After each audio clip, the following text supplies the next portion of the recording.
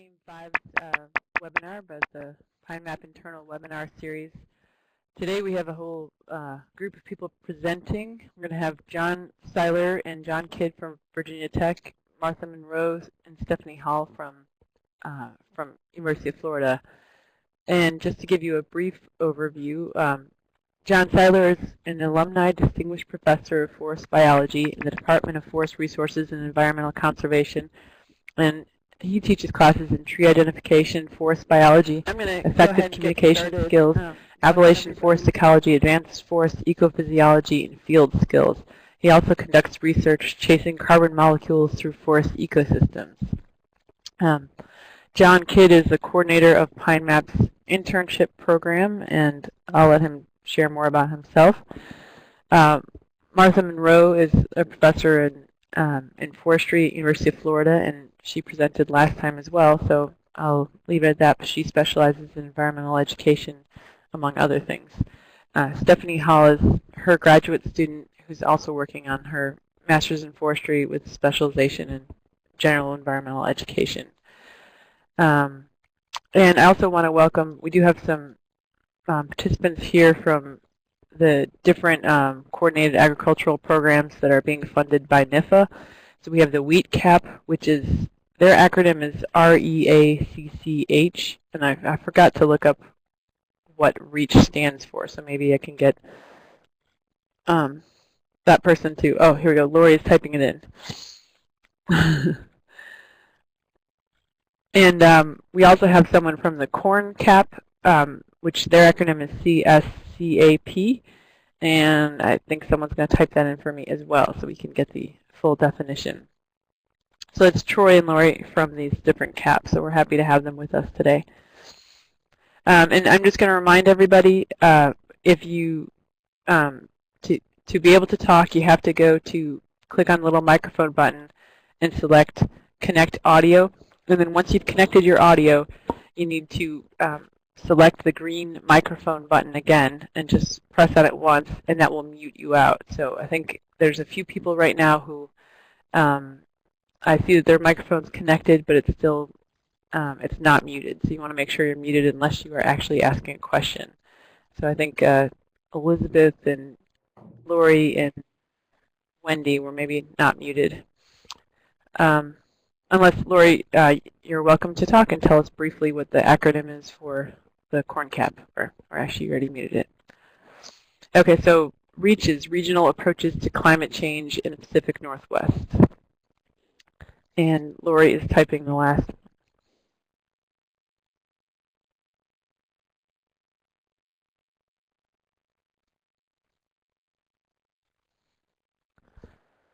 And the Corn Cap is Climate and Cropping Systems Coordinated Agricultural Project. So that being said, we'll go ahead and get started. So whoever's going first can step up to the plate. Okay, thanks, Leslie. This is John Seiler, going to start us off here. Welcome, everybody. It's really great to have Lori and Troy here from the Wheat and the Corn Cap. So maybe we can share some more ideas after this. We can hear more about what you guys are doing in the education side as well. So John Kidd and I are going to, and you heard John's the intern program coordinator based here out of Virginia Tech for the internship program. And I'm going to start off giving an overview of our pilot year of the intern program. And then John's going to continue. So I'll spend a little time here. There we are. There's our little, yeah. Okay, I'll spend a little time in this diagram. Basically, we've got, you see, we have our principal scientists here, the PIs. Mentors are our graduate students associated with the PINEMAP program. And the interns communicate primarily with the mentors, but as well as the PIs. And we've got our zone there of integration. So basically how this unfolds on the ground here is undergraduates apply for an internship for the summer to work on research with the graduate students and the PIs at a host institution. they'll indicate, the interns, that is, they indicate their AIM area of interest in that. That's part of the application process. So then we know if they're interested in economics or silviculture / biology or policy or education. At the same time, the mentors over right here, they're the grad students, they're also applying. And these applications start in mid-November, and they carry on. I think they close about mid-February. We don't have the specific date this year, but mid-February. So they're also applying at the same time for a, quote, mini grant that we call it, and they know what AIM they're working on. And so we get those applications in at the same time. Then John and I and others, when we get more, we only had the 6 this year in our pilot year, and John and I primarily did it, we match mentors with interns. So if there's an education person, we match them with an education graduate student and PI. And then basically off they go to work for the summer. Now you see this great big arrow over here, part of our outreach effort. These interns are our link into public schools, secondary students, middle schools, high schools, 4-H groups, Boy Scout troops, whatever that might be, a lot of public school presentations. And I'll say more about that in a brief minute here. So here's our overview of our pilot year. We had 6 interns, filled them all. Next year we're going to be going to 12. So we had 6 interns with a good mix of aims covered. Four of them worked in the area of our silviculture aim. 1 worked in economics, 1 worked in education. It would have been nice, I think, to have had more aims, maybe probably 1 less silviculture maybe for the first year. It's hard to get a great distribution with just 6 of them. So we were pretty happy that they were spread out some. Of course, the aims have different number of grad students in them and PIs, and so there's going to always be some heavier weighting. Like, for example, silviculture, I think, has the most grad students, so there's going to be a tendency to have a lot of interns matched there as well. We're pretty happy with the schools. We sent interns to Virginia Tech, the University of Florida, and North Carolina State University as well. So again, with 3 different institutions, we thought that was a pretty good spread. And if you look over here, this is looks a little confusing initially, but it's not. This is just showing, like, okay, so an intern who was going to school at Virginia Tech actually traveled for the summer. Paul, as you see him in a second, he worked down in the University of Florida for the summer. This represents a student from the University of Florida who worked back at the University of Florida. Then we had a student go from Virginia Tech to North Carolina, had a student from Virginia State come to Virginia Tech. So that's what those arrows are all about. And here's our cohort with one picture missing. Again, I think we had a good mix of diversity there, 4 men, 2 women. Again, hard to have a perfect spread here with 6. We would really like to, in the future, increase participation from historical black universities and colleges, and even community colleges or smaller colleges. When we get up to 12 and even 18 interns, hopefully we'll be able to do that as well. Andrew, over here, Andrew came from Virginia State University and worked at Virginia Tech for the summer.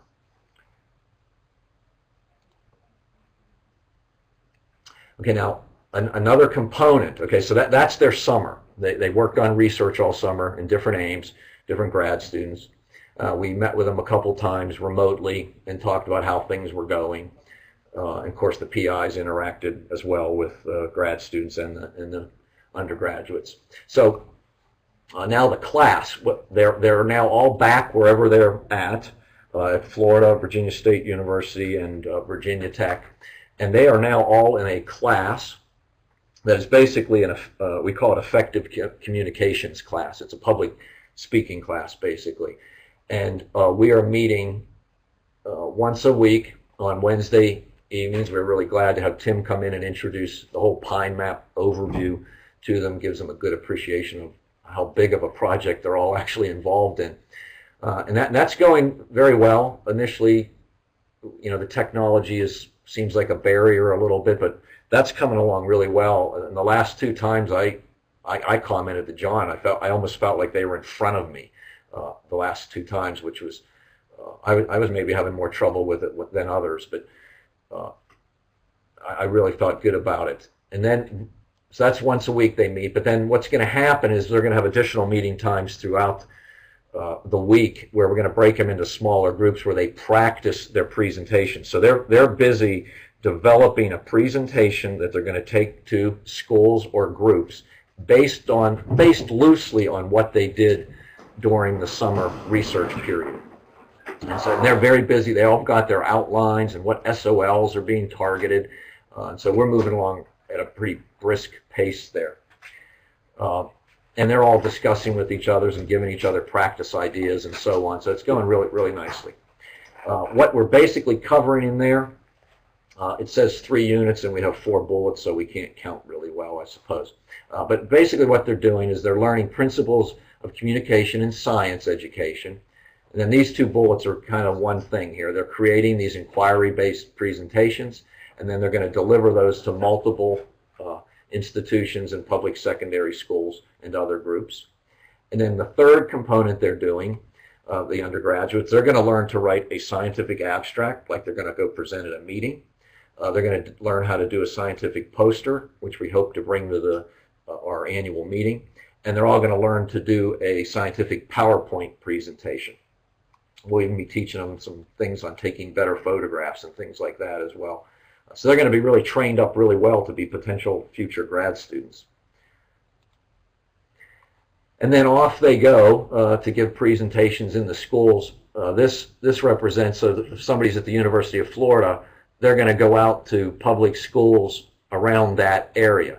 People at Virginia Tech will go out to public schools in that area. In the future, if someone's at Oklahoma, we'll match them up with public schools in Oklahoma. And then the teachers, as part of their grade, they're going to give them an evaluation that they'll fill out while they're there, and that'll come back to us. They usually are very constructive, particularly the teachers work hard at, I won't say being nice, but it's very constructive usually. And then, as I said, the students are also going to be doing a poster and a PowerPoint presentation as well as part of their grade. And I think that will end my part, and John Kidd is now going to take over. So hi, I'm John Kidd, the Internship Program Coordinator and recent PhD student as we start doing some research on the internship program. And I just want to first remind you that some of us took an annual meeting survey on the internship program in May. And from that, we had 26 responses from participants. And if you'll note, there were about 100 people at that conference. So this gives us roughly a 25% response rate. And this was with everybody in a room. So John and I kind of had a little laugh at that. And not all the respondents were PIs. There were a few graduate students that provided their input as well. So from that, there were a couple interesting things. Most of the respondents were from Silviculture AIM and Extension AIM, and then modeling, some of that. And there were also some PIs that were part of multiple AIMs. And we had most people agree that the internship program was an important part of the PINEMAP mission in terms of integration and education and getting our research out to the public. So I wanted to find out how well the internship program was being understood by the PIs, and the majority of respondents found that they had a fair or better understanding of the program. So the materials that we had out there were fairly well understood. At this point, it was just announcements for the internship and for the micro grant. And Another part of that was clarity of materials. About half of the respondents said that, yes, I could understand things that were presented, and I had just given a presentation at the annual meeting on that too. So that may have played a factor in. And then another half didn't know about how they would rank the clarity of materials.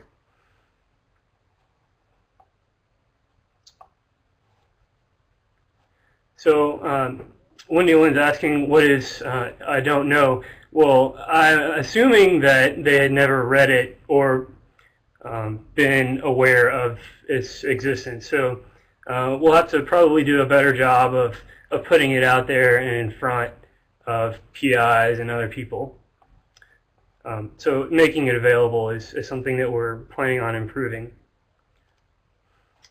Some common barriers noted in the survey were that there was a poor timing relative to the beginning of research activities, and the second was the initial time investment getting interns up to speed on research, and then the time or amount of work to occupy an intern full-time. So for the first of these, it should be relatively solved for the second year, as most of the research we're conducting is being in full swing. So hopefully that won't be a problem for this next year.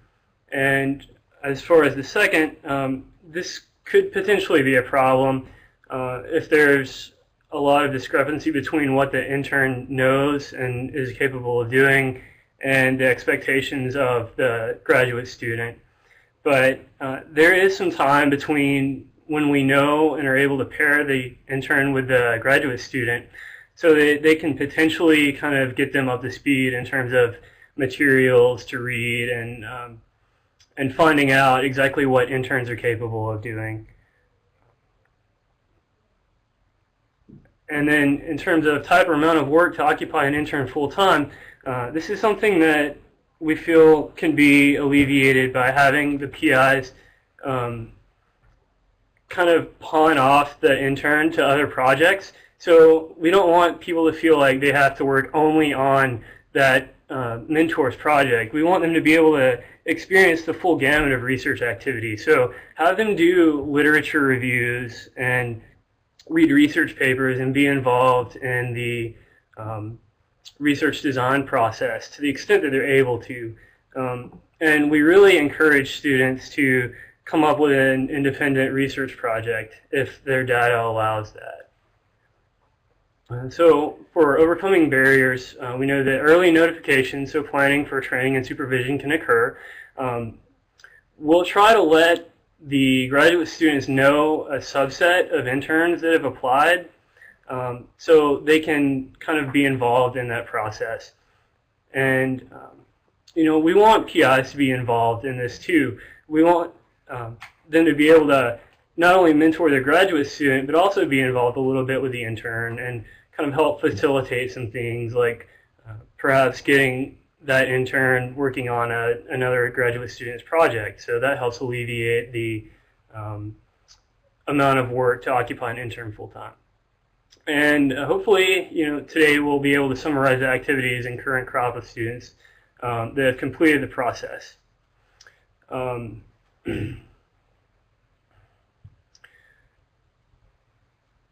So Wendy Lynn is asking, do grad students feel equipped to mentor an intern?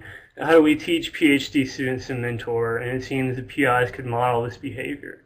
So hopefully that would be kind of what happens through this, and PIs do model that behavior. But this is something that's very unique to our internship program, is that we have graduate students mentoring an undergraduate research experience. So this is something that I'm going to be looking at as I'm pursuing some doctoral work on this.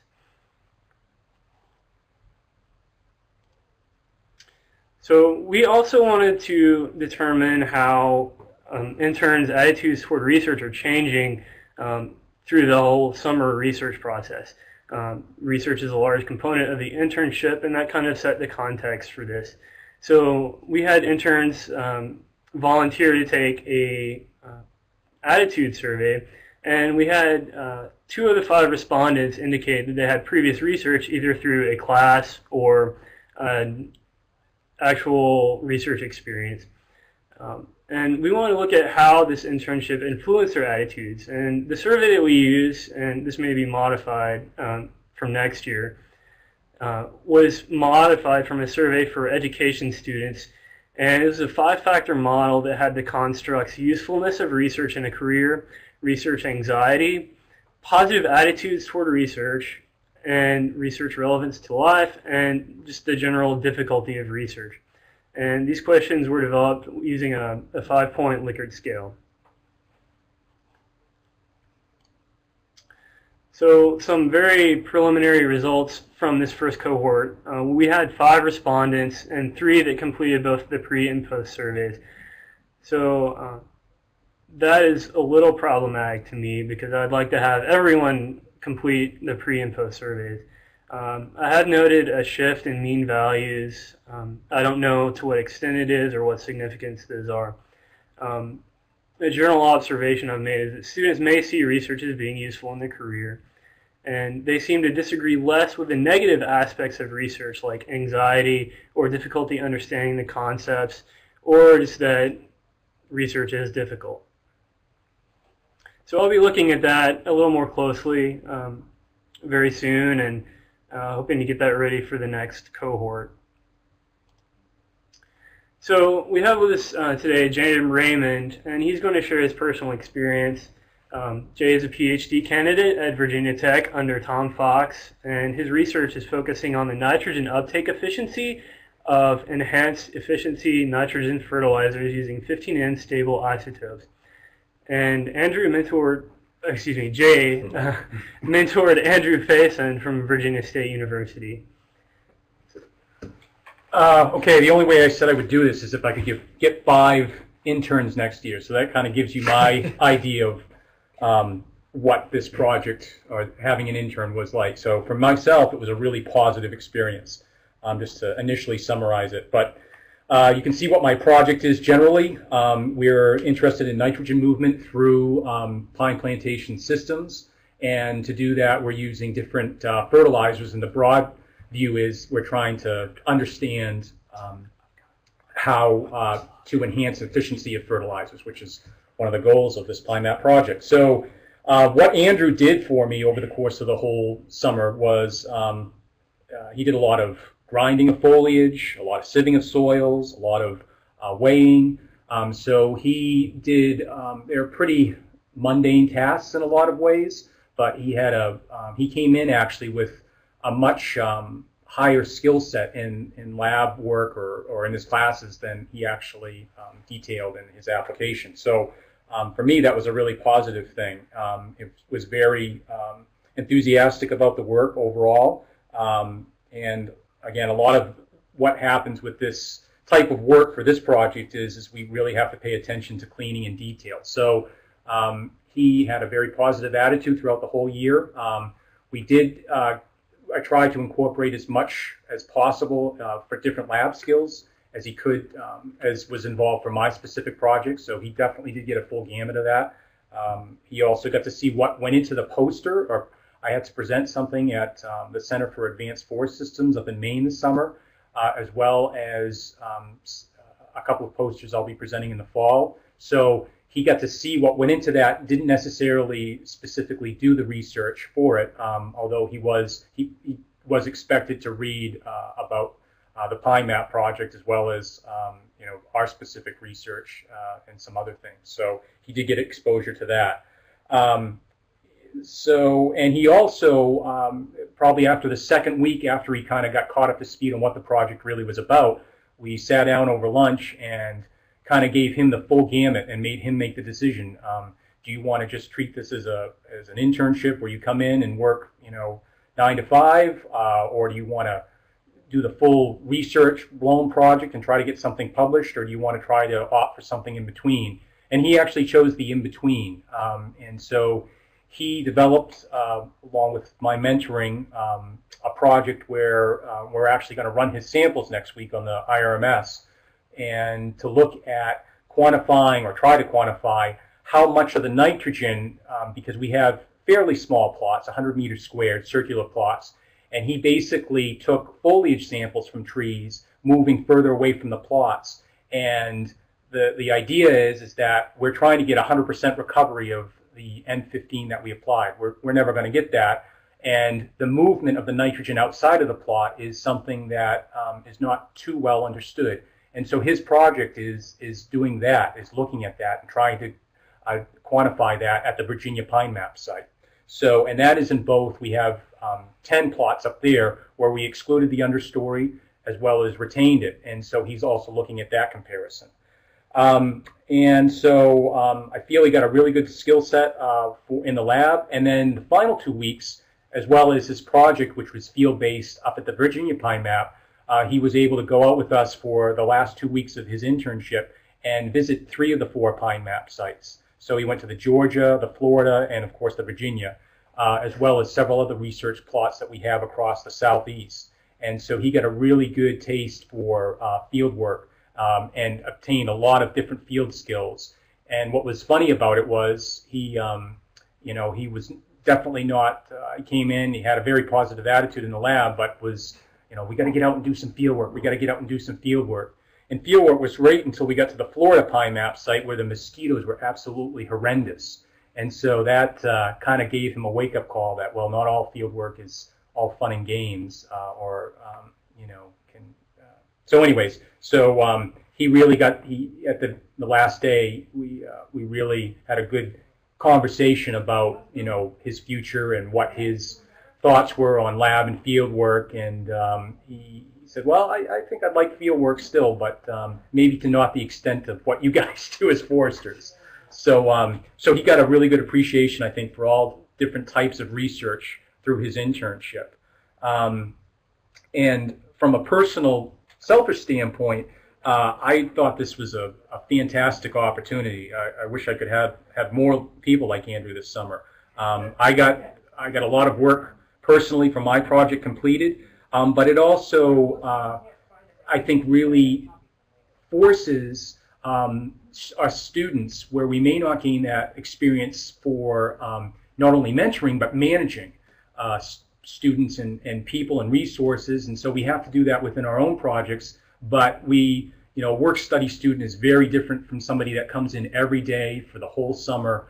And a lot of the times that may just be pawned off on the PI to do a lot more of that management. But this was a really one-on-one interpersonal relationship, and I think the graduate students gain a phenomenal amount of mentoring and especially personal management skills, which is critical as you move forward in any position that you have. So, and of course you get to mentor. That's a totally different experience than the work-study experience. And then kind of guide a future scientist, hopefully, into the future. Do I have more time? That's about it. Okay, so that's about it. Sorry, I could keep going on, but anyways, thank you. So Jay had a lot of good comments and some more. Hopefully, I can get from him. From the intern side, these are a couple comments from the open-ended questions. Probably getting my first real experience with scientific research and the first time I've applied many things to life outside the classroom. These both really helped all of these lessons sink in. And another was, I think all the work I did put me into a position to be able to decide where I want to go in the future and what I want to focus on as a career. So with that said, we have some changes for the 2013 cohort. There will be 12 internships available, so this is twice as many as what we had this last year. And we've decided to change the name interns to something a little bit more prestigious and interesting, to undergraduate fellows, because we felt this better reflected the entire undergraduate experience. And as far as mentoring positions, these are going to be open to grad students again, both master's and PhD. But we also decided to open it up to postdocs and staff working on the project, and also USDA and USFS scientists that are involved with this too. And we'll be doing a lot of heavier marketing to non-PINEMAP institutions like 1890 or HBCU and community colleges. And we've decided that we will allow participants to reapply for 2013. So those are just a few of the changes that we'll be initiating for this next semester or cohort. So with that, we'll turn it over to Martha and her crew, and we'll take some questions if there's time at the end of all this.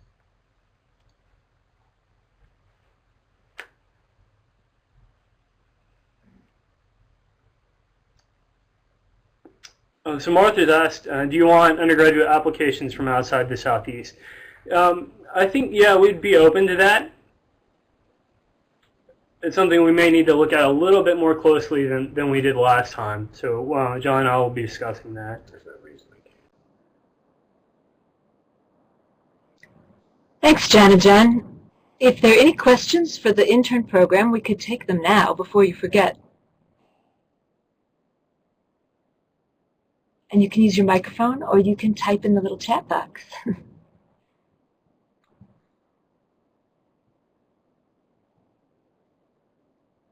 Or maybe I'll start talking as you figure out if you have questions. Okay, Wendy Lynn is going to say something. I see a number of people on the list today are new to PINEMAP, and so maybe I should take a few minutes to just tell you all that AIM 5 is the one that focuses on education and outreach. We have 3 large projects under our AIM. One of them you just heard from. John and John at Virginia Tech coordinate the undergraduate intern fellow research project. A second one you've probably heard about as well, and that is the graduate course that we offer for all the graduate students within PINEMAP. The third one is coming up.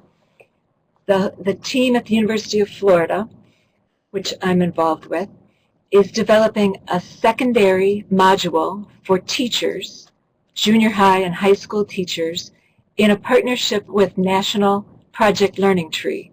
Project Learning Tree is a K through 12 environmental education program that focuses on forests. And in this particular partnership, we're developing a secondary module that focuses on southern forests and climate change. And so for the next 20 minutes or so, we'd like to update you on what we're doing with this project and show you the results of 2 small little research projects that we've been involved with. Since this is a research activity, we're all doing research. So that partnership with Project Learning Tree is just what I said. We're developing a module that focuses on climate change impacts, particularly on forests, and ways that people can affect the relationships both through adaptation and mitigation. We're designing this resource for life science and environmental science teachers predominantly, although we understand that some agriculture educators might be interested in using this. Not all, but some. Right now our design is to have about 12 activities in 4 different sections that help move students through this understanding to reach all the different components that we're using. And all of the activities will have a hands-on interactive component to them. This is sort of the run-through of what we've been doing to develop the module. We did a needs assessment of secondary science teachers across the Southeast, and we can report on that in a few minutes. We currently have drafted 9 of the 12 activities, so we have ideas for the other 3. We used an environmental education course that we teach here in Gainesville to help get started last fall. And then we have a half-time staff person, Stephanie, 1 graduate student, Christine, a new graduate student, and our intern from the PINEMAP program, Paul, over the summer, help us continue to revise and work on and expand these resources. We have bi-monthly conference calls with an advisory committee that we've set up. It has about 25 names on it, but there's anywhere between 10 and 20 people on at one call. And that call is coordinated by National Project Learning Tree. We are also working with several graduate students in PINEMAP to design and test some of the activities that we're working on. So Elizabeth, Adam, and Wade have been involved so far, and I know that others have expressed interest and look forward to incorporating them in our project. I mentioned Paul's contributions this summer, and part of our summer project was working with a Center for Pre-Collegiate Education and Training here on the UF campus. They run summer camps for both teachers and high school students, and so that was who we used for our pilot test. We're also involved with a national environmental education capacity building project that's looking at climate change education, and so those folks have been commenting on our resources as well. Our plan is to finish the draft module by January and send that out to all of the PINEMAP PIs, postdocs, and graduate students who are interested in reviewing the activities, maybe one or two activities, the ones that you know something about, for accuracy. And that is what we mean. We do mean PINEMAP folks. We are also sending it out to teachers to review to make sure that the curriculum pieces are in good shape. And they have been, we've been incorporating their ideas all along. In the meantime, we'll be working on developing training resources, and we'll pilot test a workshop in March here in Florida, but have online training available in the summer so that the teachers who will be using the resources in the fall to teach students in a pilot test or formative evaluation of the materials will be able to be trained to use them in the summer. So we did this little needs assessment. It was done by survey. We're focusing on life science, and most climate education is taught through earth science in high schools these days. So we were really curious about how science teachers, and particularly those in life science and environmental science, are they interested in teaching about climate? What would it take for them to do something with climate? So that was our basic purpose, and we wanted to use the information to design the module. How do they cover climate? Are they interested in teaching about this topic? An online survey was reviewed and pilot tested with teachers. We used email lists to invite people to participate in the survey. We were not able to receive those lists, so as a result, we do not know how many people got the request. Some of our requests were then forwarded to other lists, and so we have no idea how many people got the survey, which means we can't tell you the response rate, and we also can't access the non-respondents. All we can tell you is 746 of them came back, 675 of them were completed, 75% came from only 4 states, and so those are the states that had better lists. We know that from the list that we did get, 13% of the people never got the email, or they were not secondary science teachers. So we believe that most of the people who responded were probably interested in teaching about climate change. So we cannot generalize to all science teachers, but these are exactly the people that we need to hear from in order to understand how to best develop a resource that they might really use. So the information is useful to us. 77% of these folks already teach about climate. Agriculture, chemistry, and physical science teachers use informal discussions. Biology teachers, earth science teachers, integrated science, and marine use planned unit lessons, but don't usually take more than a week. Those who do take more than a week are teaching environmental science, ecology, environmental issues. So the courses they teach change how they might use the resources. Most of these respondents are indeed interested in continuing to teach about climate, and most of them believe they know something about the subject. In terms of how much people believe they know about climate, our biology teachers, both regular and AP, and environmental science and AP environmental science, we have the vast majority of them are in the, I have a detailed understanding and I have a moderate understanding of the issue. That is not true for agriculture educators, and about 50% of them have either a basic understanding or very little understanding. So if these teachers were interested in using our resources, we know that we need to have substantial background information and links and other materials available, plus our training program needs to be something that they can use. The kinds of things they asked for are the ability to connect science to students' lives. They emphasize critical thinking, and they would like the resource to do that too. Because they recognize that there's some conflict about climate change, they think data analysis skills would be a good thing to use, and help them teach about sustainability and systems thinking. And so these are folks who are definitely understanding the issue, the consequences, the problem of the issue, and they're looking for resources to help them teach that. We were particularly interested in whether or not science teachers, and these are high school science teachers, would teach about life cycle analysis. It's may be typically taught in social studies classes and not necessarily science classes. But yet if we want students to think about what they can do as consumers, this is a piece that can be interesting to them.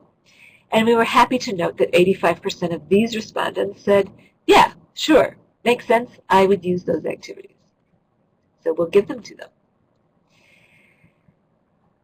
So one particular interest was how they teach about a controversial issue.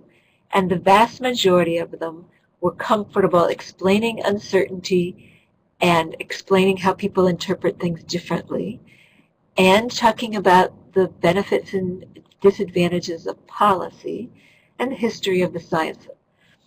There was great disagreement in the question, should you present all perspectives as valid, even those most scientists disagree with? Only 36% thought that was inappropriate or very inappropriate.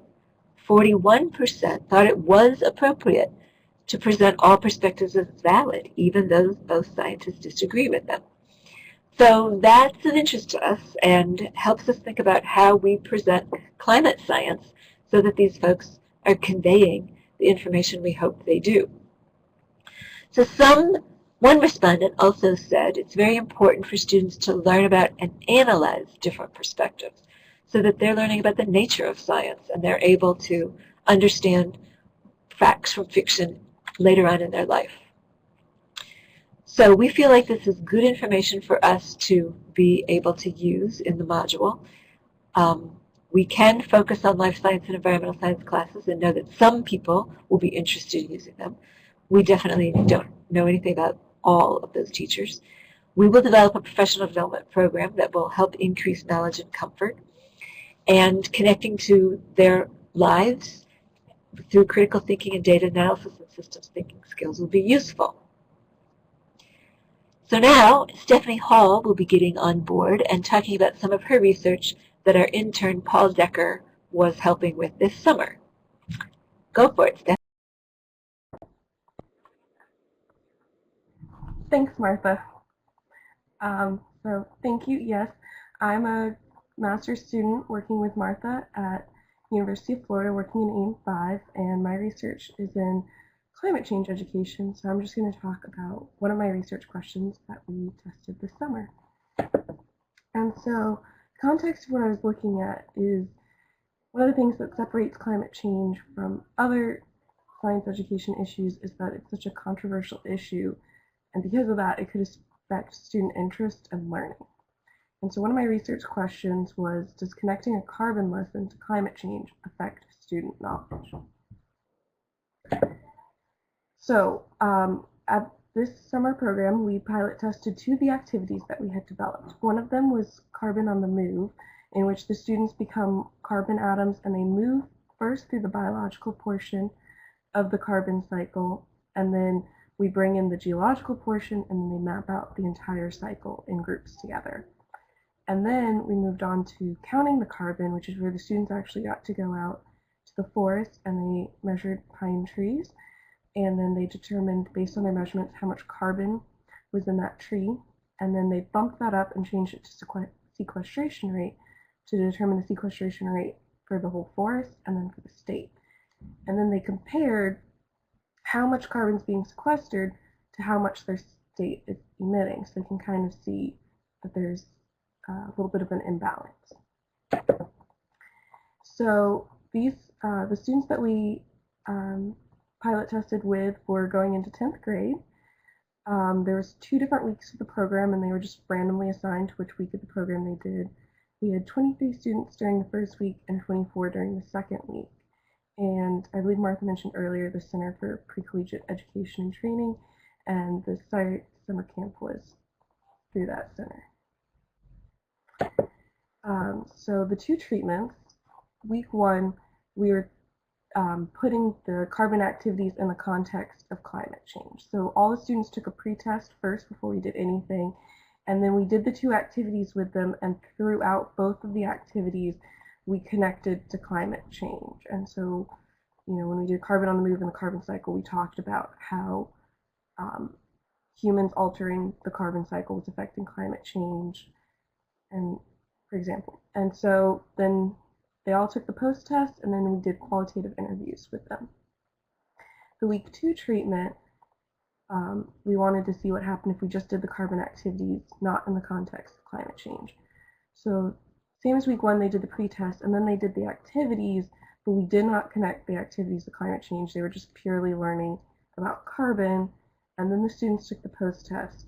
And then, because we didn't want them to leave without getting the experience of connecting to climate change, we did go back and connect carbon to climate change to give them that information, and then we performed interviews with them as well. So just some general feedback. The students really enjoyed the hands-on part of the activities. I got lots of comments about it was so much more interesting to actually act out the carbon cycle than to just read about it in a book. The students really like being outside, except for the mosquitoes. So Florida does have a lot of those. Overall, the students seemed to really understand what we wanted them to get out of the activities. They did have some difficulty integrating the geological part into the carbon cycle, and so we're thinking about how to best to revise that for the activity. And then with the sequestration and emissions, a lot of the students said that the calculations were really boring, but they were really interested in the results. So that was an interesting finding. So some of the statistical findings, I did a t-test between the pre-test for both weeks, and there was no significant difference, which supports the idea that there was random assignment to each week, so there should be no significant difference between the 2 groups. There was a significant difference between the week 1 pre-test and post-test, so they did have a significant gain in knowledge. However, there was no significant difference between the week 2 pre-test and post-test, and there was also not a significant difference between the week 1 and week 2 post-test. So those findings are a little interesting, and I have some thoughts on hopefully what this means. So also, I'm incorporating into my analysis some of the qualitative data. So this is from the interviews, and these are students' answers to the questions about if they thought it was more, the lesson, connecting the carbon lesson to climate change made it more interesting, and if they liked having the connection throughout the whole day, because this is week 1, so they had the connection throughout the whole day. And so some of it was that the students said it was less interesting because I'm not a person who's into all the climate change, but also more interesting because the amount of trees and carbon that we put out affects that. Also, another student said impacts always increase the ability to understand what you're learning. And in school, we're learning about the carbon cycle, but here we're actually learning about the importance of it. And another student, it definitely makes it more interesting because the first step in solving the problem is knowing what's causing it. So overall, students seem to have a really positive association with connecting it to climate change because they thought it made the lessons more important, but it was less interesting to those students who are not that interested in climate change. Week 2, same question of if they thought it was interesting once we connected it to climate change, but also asking if they wish we'd connected it to climate change throughout the whole day. And one of the students said that once we connected it to climate change, it made it more interesting because then you could actually relate to the carbon cycle and how it really does affect the environment. But another student said that they liked it at the end because that was the last thing to stick with us. And another interesting comment was I just need to know what I should wear for the day. That's the only reason why I think about climate, if I should wear jeans or shorts.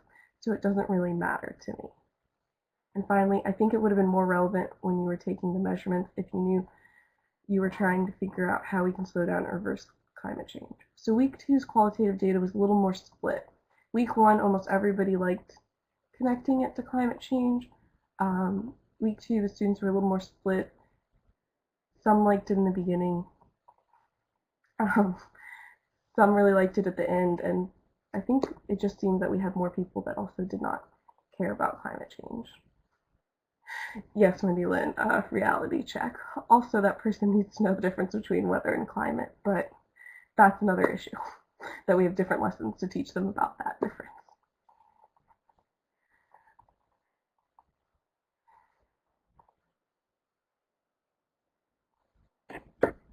All right, so just my summary thoughts. So it was interesting because both groups, overall, the majority said that relating activities to climate change made them more interesting. And one thing that I even found interesting was even the students that weren't concerned with climate change, such as I interviewed one student who said that humans were not causing climate change and it wasn't a big deal, that we didn't need to worry about. But the students still said that they liked the connection to climate change. So that was an interesting finding, in my opinion. So also just based on the t-test scores, since week 1 did have a significant difference, but week 2 did not, it seems that connecting the activities with climate change also appears to be linked with an increase in knowledge, but I can't say that for sure right now because there's not a significant difference between the 2 weeks post-test. Wow, the chat box is blowing up. Yeah, and I'm still working on some of the data analysis, and so hopefully farther down the road I'll have analyzed it more to be able to say even more. Also, obviously, since I said that this was a science summer camp, these students are biased in the fact that they're already interested in science and they're also very smart, so it'd be interesting to replicate studies like this with other students to better be able to generalize findings. So I think that's all I have to say, but if anyone has any questions about what anyone said today.